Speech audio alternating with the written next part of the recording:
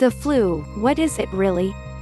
For one to completely understand how the flu behaves, they must develop a basic understanding of the difference between a bacterium and a virus. They are both tiny germs capable of invading the human body.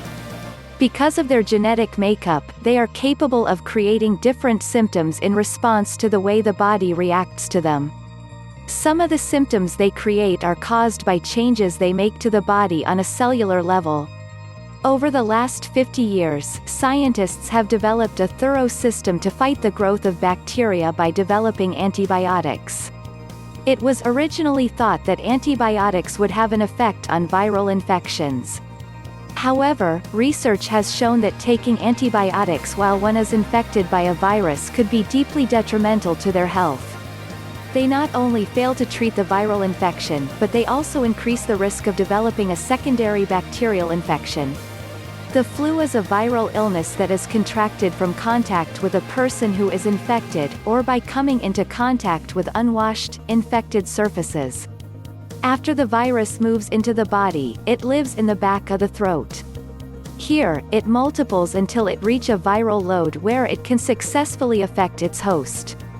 You may notice that the way the virus is transmitted, and its associated mechanisms are similar to those of the common cold. While this may be true, the flu is not the same as a cold, not even on a genetic level. They originate from completely separate viruses, and they mutate at very different rates and methods. It is true that the common cold and the flu share many of the same symptoms. The common cold will cause an unpleasant, but the mild set of symptoms. The flu, on the other hand, causes more severe symptoms and is more likely to cause serious, possibly life-threatening complications. What class of virus is the flu? The flu is categorized as a contagious viral illness affecting the respiratory system.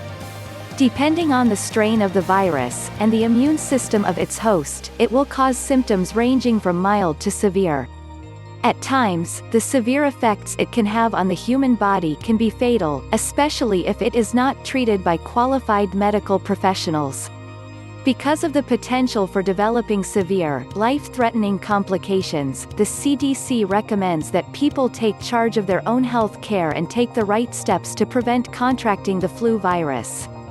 Prevention can be as simple as getting a flu shot every year and following proper health and safety precautions, like washing your hands after touching things or eating. Statistics show that between 5% and 20% of the American population contract the flu each year. Unfortunately, out of the people who do not receive the vaccine on an annual basis, 360 people die from flu-related complications or the severity of their symptoms. To make this statistic even sadder, the majority of the fatalities are in children, the elderly, and those who are immune-compromised. The subsection of the immune-compromised population most affected are asthmatics, diabetics, and people with heart disease. Fortunately, scientists are constantly looking for ways to better map out the methods in which the flu transmits from one person to another, and the way the virus grows once it does enter the body. Because of their breakthroughs, they are able to provide new information to the public constantly by utilizing the media. Recently, scientific goals have been focused on natural products people can successfully use to prevent contracting the flu, and treat the virus once they have developed symptoms. What symptoms are experienced with the flu? People who do contract the flu will suffer from unpleasant symptoms. These symptoms can range from high fevers, chills, muscle aches and pains, sore throat, runny and stuffy nose, fatigue, and a dry cough.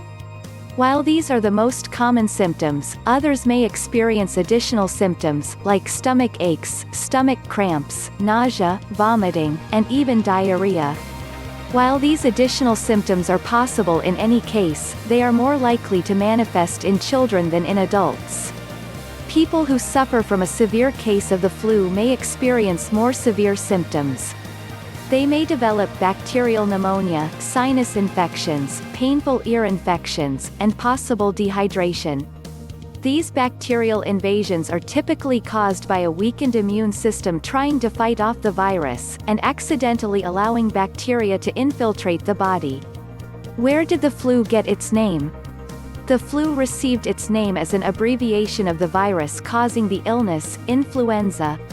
The flu is actually a group of respiratory diseases caused by infection by the influenza A or influenza B viruses. Both viruses are more active in the winter months, and in the cooler, early part of spring. This pattern has been mapped out scientifically, which makes it easier for medical providers to organize prevention and treatment methods for individuals, and groups of individuals. This scientific research has also pinned down various methods people unknowingly reduce their risk of contracting the virus. For example, people who spend more time outside and eat a diet that allows them to take in high amounts of vitamin D directly from being exposed to sunshine during the winter and early spring, have a much lower risk for contracting the flu virus in the event they are exposed to it. How to know if you have the flu? The common cold and the flu virus usually cycle around communities at the same time. The symptoms of both viruses can be very similar, but the symptoms experienced with the flu are a lot worse than the common cold can cause. The common cold will drag you down and make you miserable. The flu will make you miserable to the point where you cannot even drag yourself out of bed. To date, science has tracked down more than 100 strains of the cold virus. Most of these viruses do not mutate past their original form, so the strains are easy to track. The flu virus is much more difficult to track down because new strains evolve every couple of years, which makes vaccinating difficult. Because the strains of flu virus change every few years, vaccines must change with them. Developing these vaccines can be extremely difficult because scientists are not able to anticipate exactly what genetic mutations will take place with the flu virus. Because of this, all vaccines are developed using live samples from the previous year's flu outbreak, which leaves people open to developing a mild case of the virus, even if they have been vaccinated. How does the flu virus spread? The flu virus spreads from one person to another through infected respiratory secretions. This means that any fluid originating in the mouth or nose could be infected during flu season. These secretions are typically released when someone sneezes or coughs without using the right precautions. Because the flu virus is easy to transmit from person to person, any surface these secretions come into contact with can be infected, and become an object of transmission. Because the virus is easy to transmit, people who live in close quarters are at higher risk for contracting the virus. Classrooms, college dorms, hospitals, nursing homes, and office buildings are prime locations to get sick. Something as simple as coughing into one's hand, sneezing without covering their mouth and nose, or did not wash their hands before touching surfaces can leave others at risk. Once the surface is infected, all a person must do is touch the surface and then touch near their mouth, near their nose, or anywhere on their face. Even if one touches a doorknob and later rubs their eyes, they are exposing themselves to a hearty dose of the virus. After being exposed, the virus takes between 24 hours to 4 days to incubate before the person begins to show symptoms. The flu virus typically lasts between 1 to 2 weeks.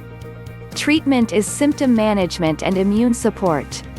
The majority of people who contract the flu find that their immune system is able to fight it off and heal their body without medical care. However, the body requires plenty of fluids, a lot of rest, medications for fever, and proper nutrition. One should never follow the old wives' tale of feed a cold, starve a fever, as it has no scientific basis. In order to properly heal, the body needs plenty of calories and an adequate intake of vitamins and minerals to fight off a virus. Good health to you, and your loved ones. Tomorrow, as always, we will talk about new interesting and useful facts about prevention treatment, a speedy recovery. Don't forget to subscribe, this knowledge is always relevant.